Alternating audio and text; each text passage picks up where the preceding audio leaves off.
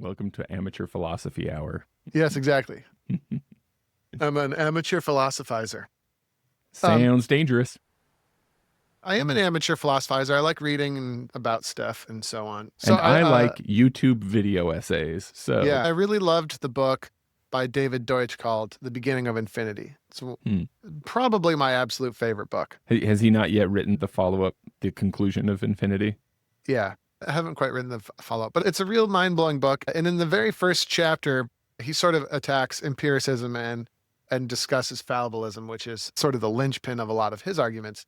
And it sort of brought me to the realization that I too am a fallibilist. Is empiricism, is that the idea that you can prove things? You can say empirically. Is that why that word exists? Empirically proven, this is the thing. But empiricism and inductivism and all those sorts of things, like sort of I think the fundamental flaw there is the idea that observation comes first. The idea that your observations can give you truth about what's going on. Okay. So when people say empirical evidence, that means the evidence that's been observed. Correct. Okay. Oh, yeah. Thanks for educating me, Andrew. This is already off to a great start. I feel like I'm understanding the world a little better. That's great. Yeah. Interestingly, I mean, I think empiricism played a huge role and probably still does in the sort of ongoing enlightenment of human thoughts, but it's sort of fundamentally mistaken. And by the way, I don't think it's fundamentally mistaken, but it's not like catastrophic in the sense that it points us eventually, hopefully, in the right direction most of the time. Certainly when it came to the Enlightenment, it did. And what we're talking about in the Enlightenment, maybe, the Enlightenment, you could almost say it was like people wanted to find knowledge free of any authority. That was the goal, right? See, I thought you were talking about that.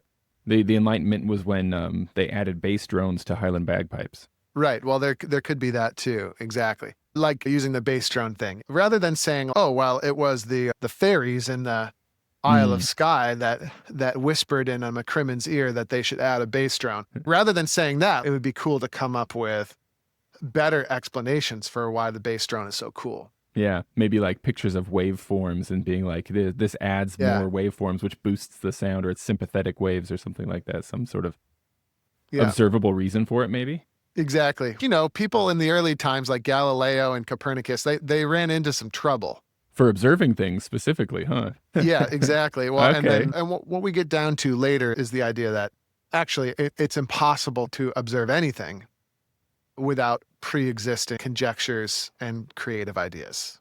So is this one of those situations where like you have to kind of like set up a thing so that you can then explain the counter explanation or the arguments against that thing? So is this kind of like, do we need to understand what's going on with imperialism in order to understand what's going on with fallibilism?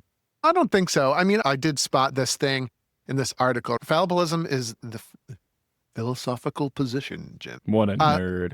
Yeah, but it's the idea that all human endeavors or attempts to create knowledge or achieve anything are subject to error. Like that's basically all it is. It's not saying that it's all pointless, but it is saying don't get too full of yourself. Yes. There's a decent chance, in fact, maybe even a guarantee, that you're not all right about everything. Correct. Exactly. By the way, this is a huge problem in the world today, don't you think? Yeah, I mean, even in my own life, I can see that as being like pretty good advice. If I ever really embarrass myself, before reaching the point of being really embarrassed about how wrong I was sure I was right. And so if I could keep this kind of idea in mind, I would probably live a more peaceful life. Yeah.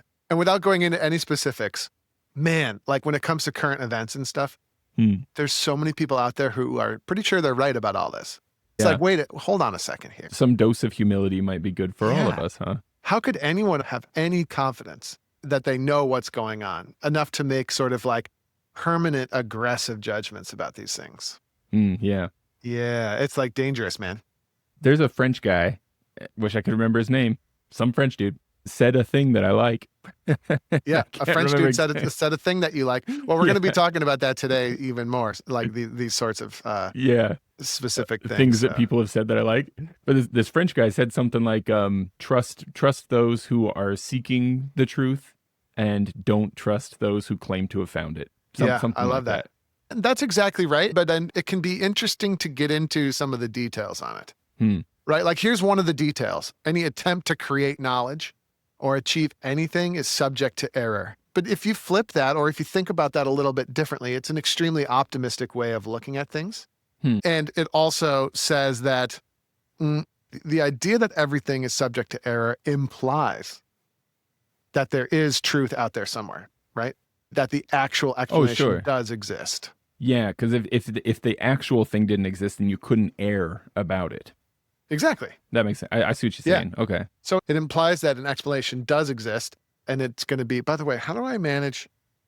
I always like there's a stain there on the shirt. The resolution I might am not be good enough. The live video view, it looks like a shadow. It's It just might a be shadow. okay in video. Yeah, that's all it is. Yeah, I'm not a slob. It's just a shadow, which is pretty cool.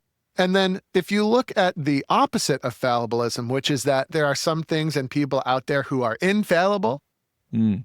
is pessimistic and super frightening. Oh, And interesting. I hadn't thought of it in that yeah, way, but I guess I can see how it could be scary. but it's very important to see it that way, right? And I Mm. think it's why, if you look at it from a bagpiping point of view, fallibilism is extremely important. As we've been talking about, I've been trying to see how these things, will have an effect on piping, and I feel like I almost get a glimmer of how this is a hopeful and exciting idea.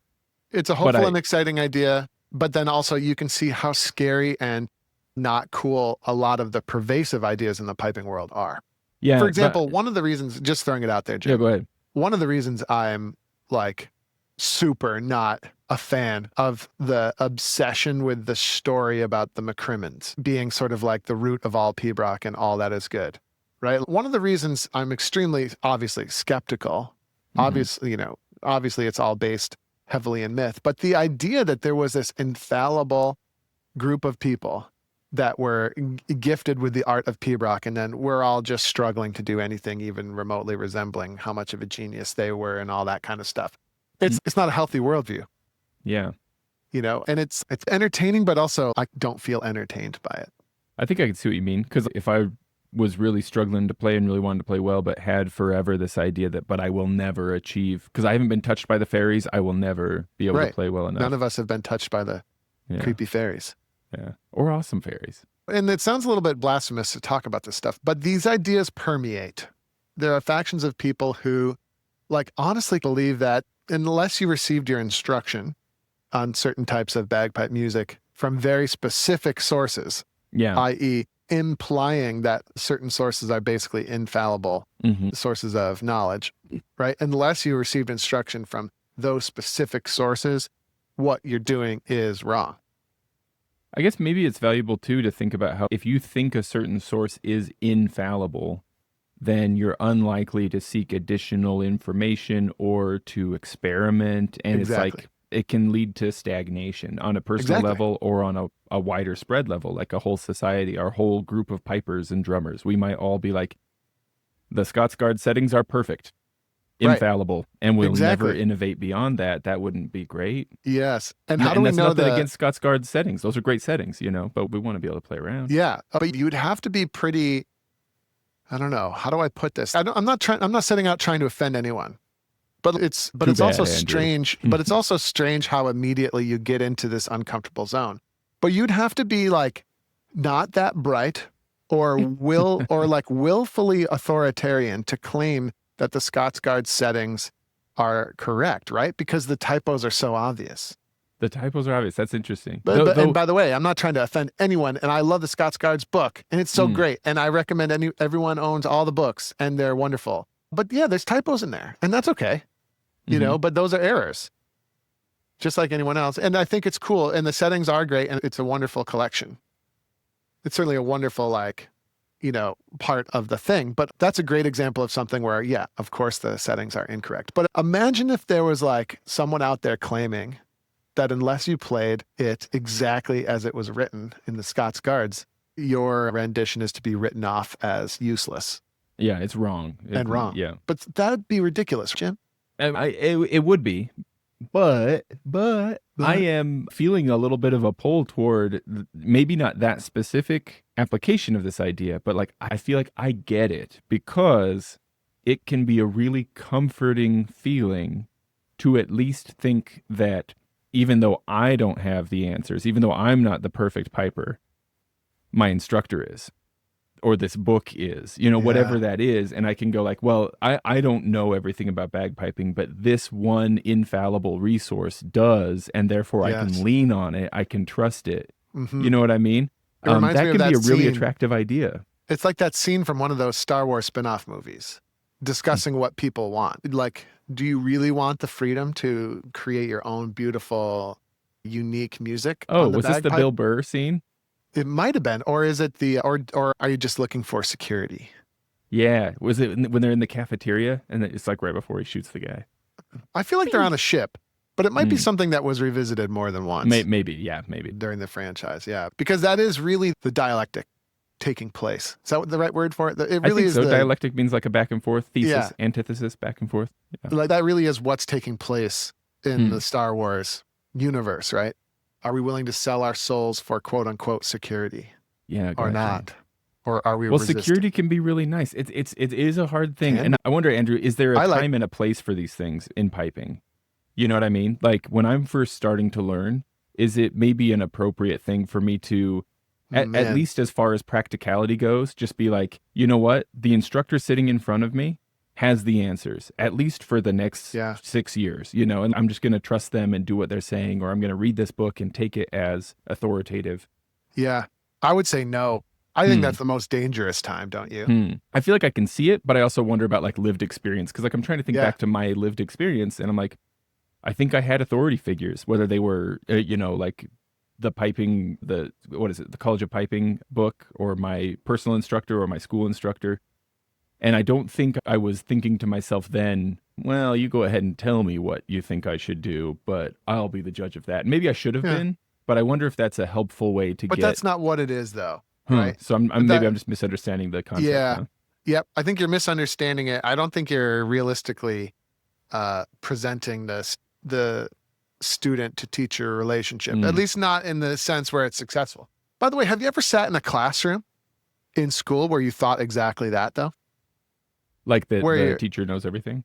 know that the teacher doesn't know SHIT. Oh, yes, that has come up every once in a while. And I don't Yeah. think it was fair of me, but yeah, sometimes, yeah. Yeah, They'll, they'll, exactly. they'll, they'll So like mispronounce something or they'll use a phrase incorrectly and you go, all right, I don't have to listen to anything this person says. yeah. And then by the way, what triggers that autoimmune knowledge response?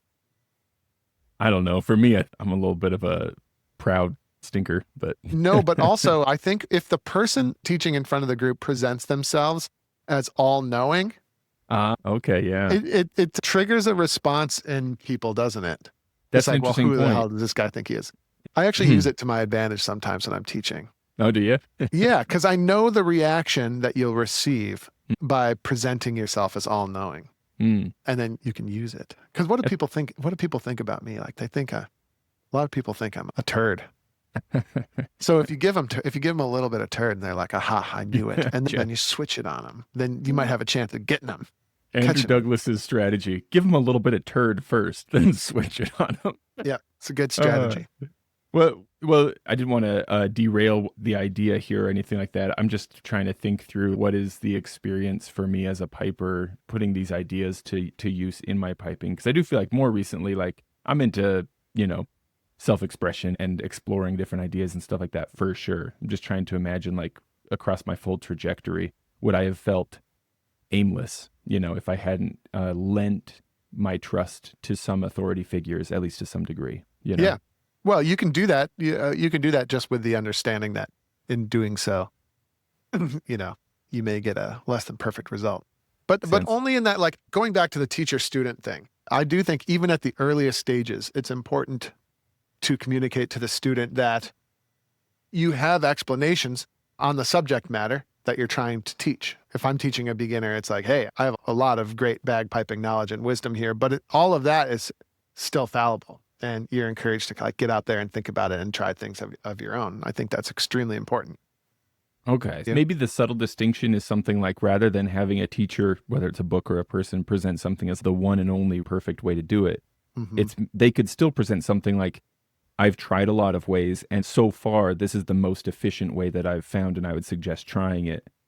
Those are two different things for sure. You just have to be, and you have to be ready and able and willing to answer the question why. Because it's the explanation that's important. You're not going to be opening up the bucket and pouring stuff in. You're offering Yeah. explanations for how to do things. Instead of just saying, Yeah. just do it this way. Exactly. That's what teaching should be all about, right? Explanation, not demonstration. Yeah, that seems, And not you seem, transplantation. you seem like maybe a person who spent some time thinking about teaching, because that seems like an important insight right there. Yeah. Explanation, not demonstration. I have experienced teaching that is purely demonstration. And though there might be some value in it, especially if you have already learned about the subject for a while, Yeah. if you're new to it, that is not super helpful. At least some delving into the explanation as to why makes a pretty big difference. Yeah, I mean, I remember we used to sit down with Norman Gillis at the summer schools, who was Alistair's father, and we used to just play through tunes. Norman would offer basically nothing, but they were awesome classes, is my point. Mm-hmm. So it's like, how do you teach someone the explanation of something? There's probably a wide variety of different strategies. And in Norman's classes, if I'm looking back, right, they were extremely cool classes, extremely fun. And I feel like I learned a whole ton from Norman, even though he basically never said anything. So the explanation is probably not going to be explicit, right? The explanations are going to be created in the process of hanging out with Norman playing through tunes, right? So explanations are not always in words. And then I think you can develop your own personal explanations of things through lived experience. Yeah, that makes sense. Sometimes you really do just need to do the thing for long enough that you start to get a feel for it, that then you can go, oh, that's why my instructor said to do it this way versus that way. Exactly. Or my instructor said to do it this way, but I seem to have more success doing it this way. Yeah, yeah. And then you bring that to your lesson and your instructor's like, well, you shouldn't do it that way. And you're like, what are you talking about? And they might be able to explain why you shouldn't do it that way. Or you might not take their advice. Andrew, this is making me think about, I've had a little bit of experience with putting together some instructional material before and stuff like that, just a little bit. And even with that little bit, it is a real relief when you get done with the book or the course or the topic, whatever it is that you're writing about or making videos about or whatever it is. It's a real relief to be like, there, done. Whew. And therefore, it can be discouraging when later you realize that there's a better way to explain that thing or something like that. And I'm just imagining for you as a person who does that professionally, how hard is that? Like, how often have you had to go, oh my gosh, we're going to have to add an 11th commandment, for example? Is that a frustrating experience, or have you gotten used to it at this point? Well, that's the whole big idea, though. So no, you should I don't be excited think so. about it, huh? You should be like, excited that's about matter of course. You expect it. I was disappointed that my number of commandments was no longer a nice round number. But besides that, I was stoked. It's like, aha, I've made a discovery here. I think that's one of my problems with, let's take the Green Book, for example, which, by the way, I have a history of criticizing. Not because I don't love the Green Book. I think the Green Book's amazing. I learned on the Green Book. If I was alone on a desert island with a Green Book, I wouldn't be that sad. It's a pretty great book, right?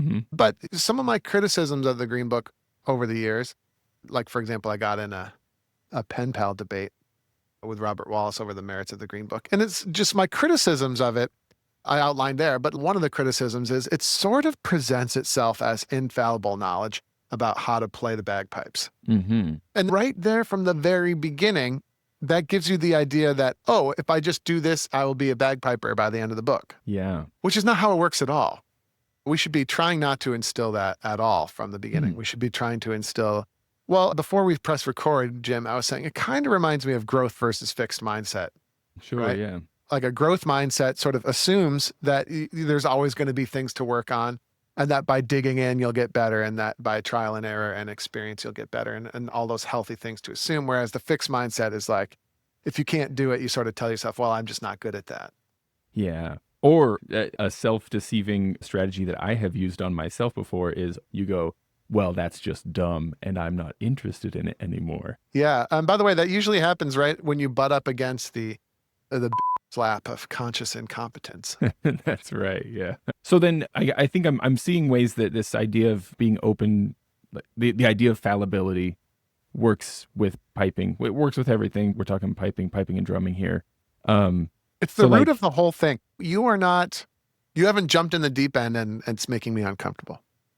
Trust my authority when I say, this is the thing. No, anyway, keep going. Well, I'm thinking to myself, the maybe resistance that one might feel when coming toward this is not just like, well, then who can I trust? you know. But it does create like this kind of weird. Are you saying that we're all fellow travelers in this journey that is bagpiping, right? Am I saying that my process of discovery and figuring things out is I'm walking alongside the greats like Gordon Duncan? Or is it like, at what point can I say, well, their ideas aren't perfect, but they're further along this trajectory of playing music than I am, so I Yeah. can like, I say that all the time. Mm. From the perspective of zero, I'm much further along than you. Mm-hmm. Right, Jim? Yeah, exactly. Maybe in the competitive piping realm, Callum Beaumont's way further along than me. Mm-hmm. But from the perspective of infinity, we're all absolutely equal. Yeah. Yeah. I felt a little thrill in my Noise. chest when you said that. I partly wanted to go, "Ha, that's awesome," and also partly wanted to go, that's terrifying, you know? Yeah. And then it begs the question, why are we doing it? Yeah. We're doing it to get incrementally better, right? And to enjoy it. But that's all you can ever hope for. Hmm. And there is no limit. I think that's the other thing too. Hmm. I remember one time I was with a group of people and I was expressing that we could be as good as Field Marshal Montgomery if we focus on the fundamentals and we work on things and we figure things out. And like the vast majority of the people in front of me literally laughed at me as if it was obviously not possible. That's interesting. Yeah. Did it almost feel like you were speaking blasphemy? Field Marshal Montgomery is established as the infallible standard. We cannot reach that. Exactly. Interesting. That's But how did they interesting. get there? Right. I'd imagine if you talk to anybody in that band, they'd be like, "What do you mean? We're just a pipe band." Like, Talk we to worked hard. Richard. We do these like tag team classes at Winter Storm.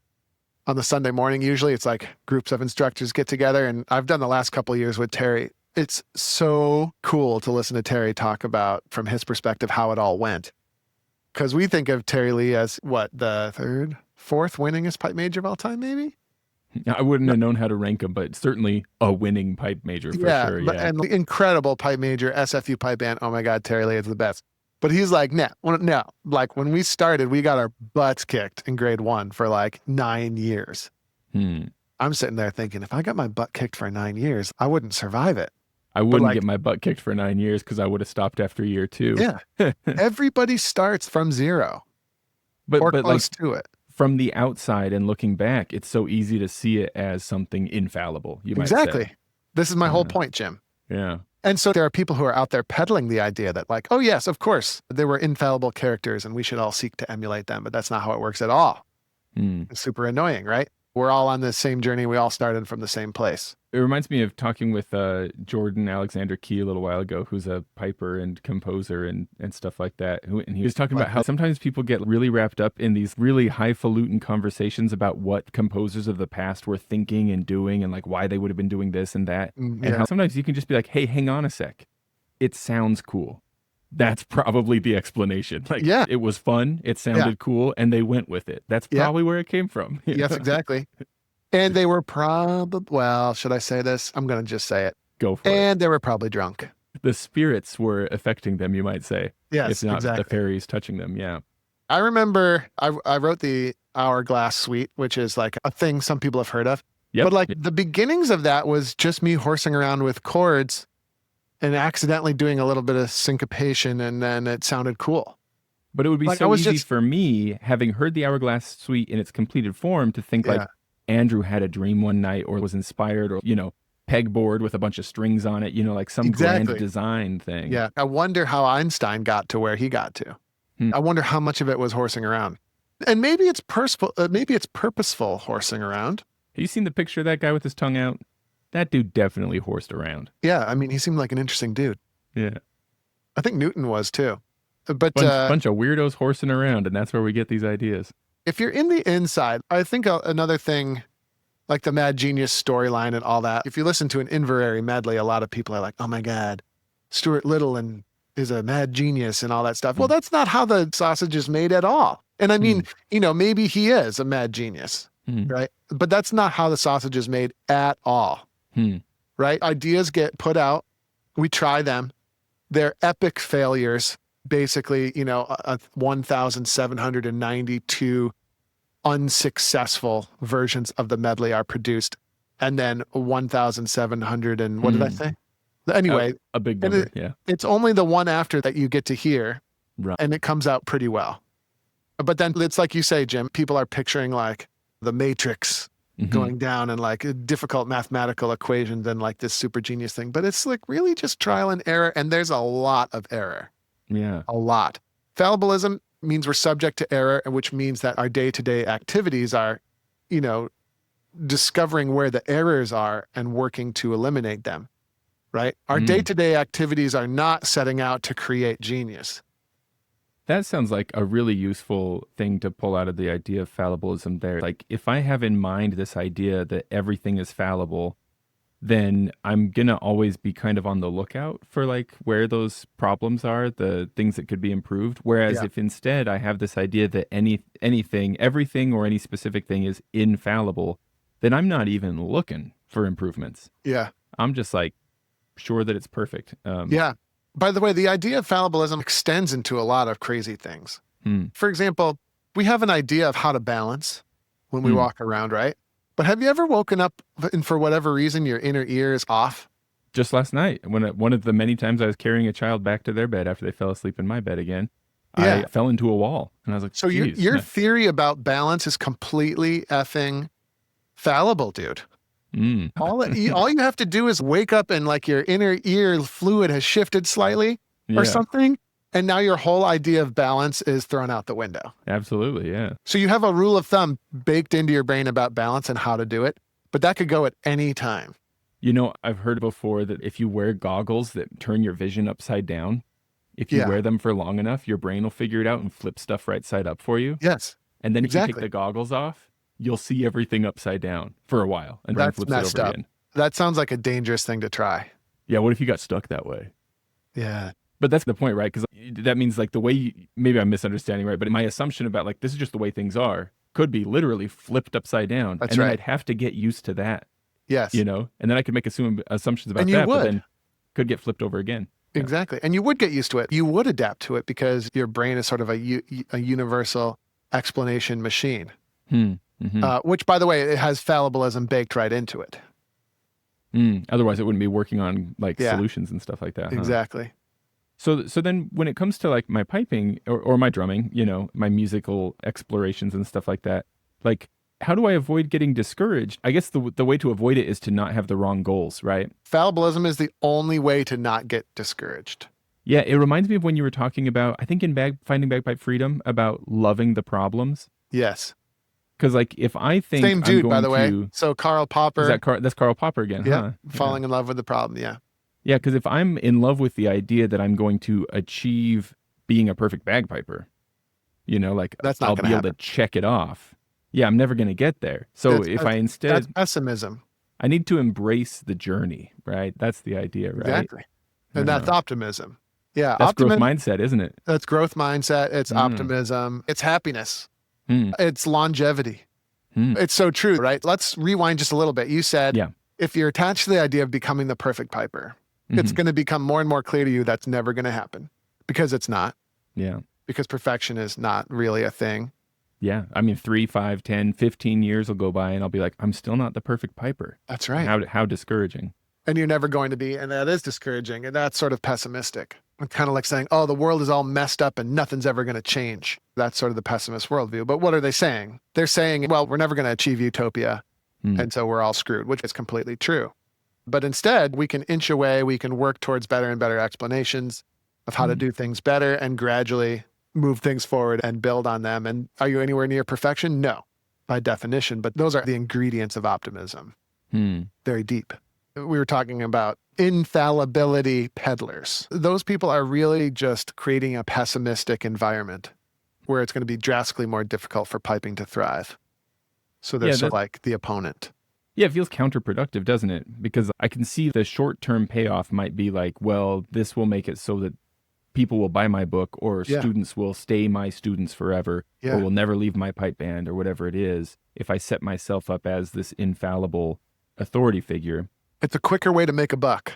Yeah, but then in the long run, that's going to be really discouraging for a lot of people and they might fall away from piping entirely. Yeah, because you sell them something that's not real. Go through this book and you can teach yourself how to play bagpipes, which isn't necessarily false, but it's the presentation of it. That's not to say no book is useful. Of course they would be. The Green Book, for all my criticisms of it, is fantastic. Yeah. It's how my dad learned how to play.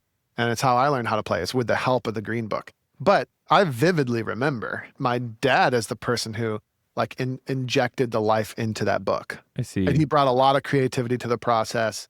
And the Green Book was like the guide. A useful tool, but not the end all be all. Yeah. And so, I don't think anything is useless. Obviously, we should read books even though we know a lot of the content in the books is wrong.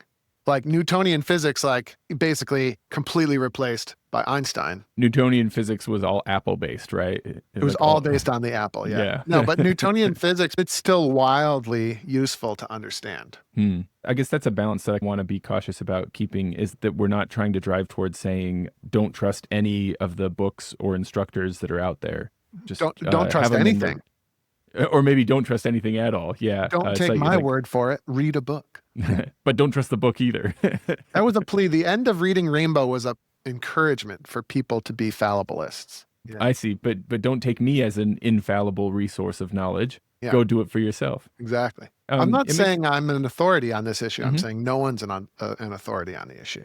A lot of people have pieces of knowledge that are so valuable, and you never know what combination of knowledge are you going to use. Which little tidbit from which person is going to figure into your puzzle?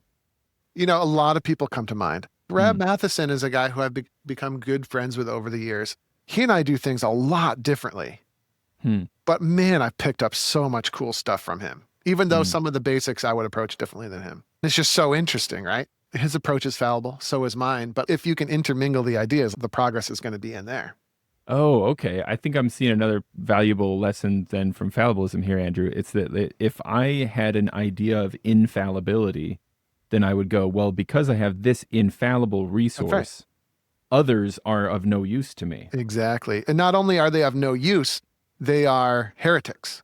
Yeah, totally. Whereas if I say all of it's fallible, then I'm free to gather it all in, learn from everything. Yes. Okay, it's making a lot of sense. That's my young Padawan. Yeah, I think, yes, that's exactly it.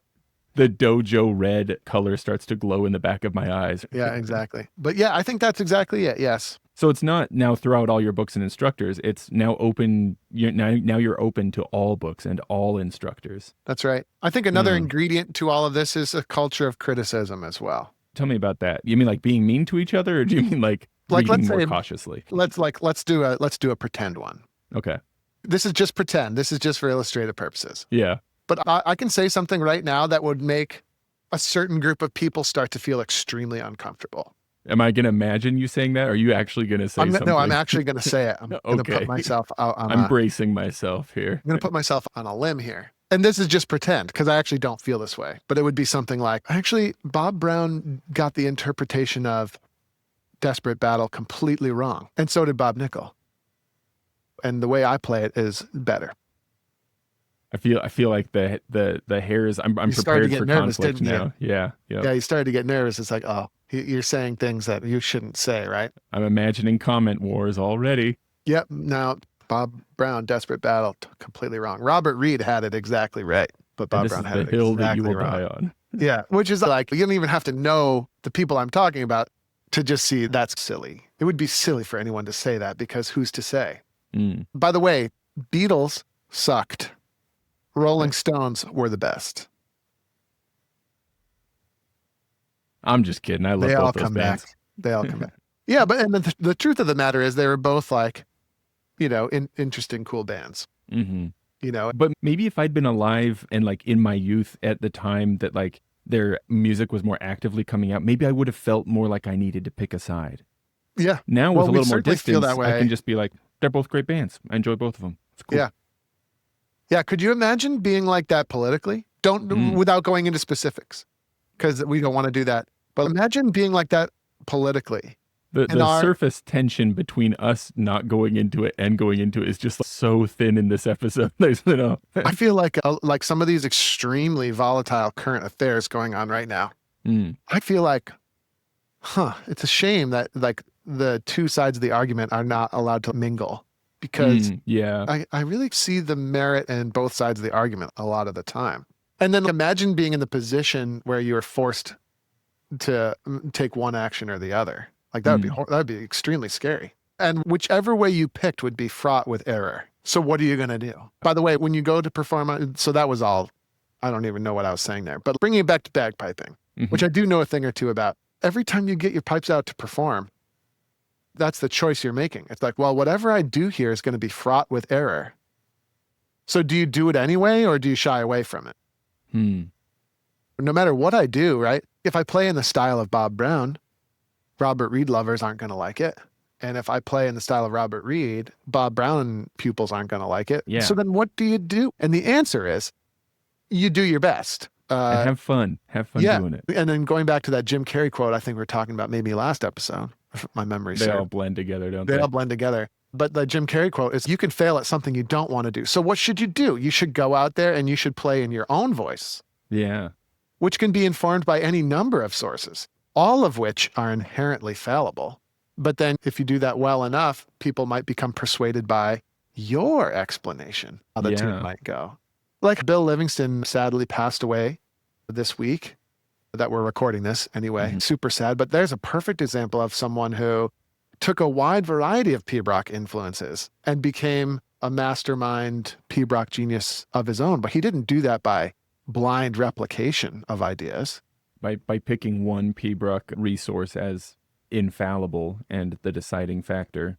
Exactly. That wouldn't have been a recipe for the success that he achieved. Yeah. Yeah. And there is something to be said.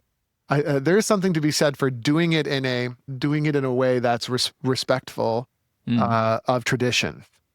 Because none of this would be anywhere without the traditions, right? Yeah. So while being respectful of tradition, we're going out there and we're producing our own unique performances with the understanding that things are going to be fallible. Yeah. Deep. I pat myself on the back. There's like disrespectful versions of that, where it's like, if you just play something that's radically against tradition, you're not doing it the right way somehow. Yeah, especially in a setting like a competition or something where you know what it's supposed to be. You're basically flipping the bird at everybody there and the whole tradition. Yeah. Because you didn't have to do that. You didn't have to go to that place to do that thing. There's something purposeful there. Yes. But the traditions are the same. So there's people who believe that traditions are infallible. This is the way that it's done. Totally. Yeah. Meanwhile, no, traditions are extremely well-established ways of doing things, but those things are fallible. So a little bit at a time, we can try variations on tradition. It reminds me of how the pipe band medley has evolved, let's say, or even the way we play P-Brock has evolved, because even those explanations of how things should work are fallible and should be, criticized and explored. Yeah. Noise. Now, I interrupted you a while ago. What were you going to say? Oh, just these little nuggets are dawning on me as you describe these situations. And so I don't know if there's value to me putting voice to them, but just another one that popped into my head was that I think what I was misapplying in some of my thoughts was like, if I think of myself as being fallible, that can be discouraging because I think to myself, well, I'll never be good enough. But I haven't taken it far enough. If I expand that to be like everything is fallible, that's when there's a kind of freedom that comes from that, right? Of course. Well, and also, if anything but that were true, the world would be a dark and scary place. So we don't want the opposite to be true. Like we think we do, but it's because we haven't thought about it enough. One of my very favorite bands is a band called Wookiefoot, and they have one of my very favorite songs of theirs is called "I'm So Certain." I think. Yeah. I think that's what it's called. Yeah. Certainty is a dangerous thing. Oh no, I was wrong. It's called "The Great Unknown." Okay. And it's cool because they take a few common phrases and they use them in a slightly different way. And in this case, it's the great unknown. Maybe it's not that different. It's saying unknown things are great. It's awesome. And there's this one part that they say, embrace the ambiguity, the wonder and the mystery that certainty will certainly hide. Yeah. Yeah. I like that. Yeah. Another great example of fallibility in motion are the various attempts by our founding fathers here in the United States to construct the governmental structure. And ultimately they built fallibility very carefully into the whole thing, which is really interesting. But what were they? The Articles of Confederation? I mean, they had to come back 15 years later and rewrite it all. Yeah, I feel like I've come across the idea before that somebody who was instrumental in some of those founding documents, even was it Jefferson, even suggested we should plan to rewrite this every few years. Like we should plan to revisit the Constitution repeatedly, kind of Yeah. thing. And then there were also letters between Jefferson and Adams where they talked about how slavery was going to be a big problem. And Mm. they thought it would be a pretty big problem in just about 50 years. And sure enough, like it was. But like they knew it, but like I they mean, to went, be fair, it was already a problem. yeah, But like they built us a system that was aware of the fallibility of all these things. hmm. And they had to make compromises in order to move it forward. But the thing is in the position to change and grow. And hopefully we haven't lost that yet. And it still has the ability to resiliently keep things going. But anyway, back to the Articles of Confederation thing.